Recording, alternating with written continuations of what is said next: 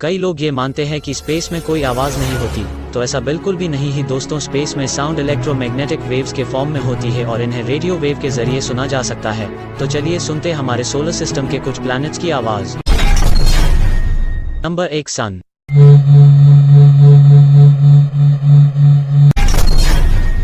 Number 2 Mercury.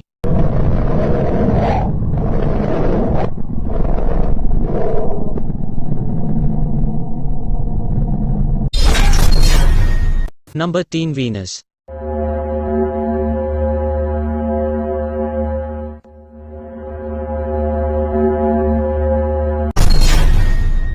Number 4 Mars.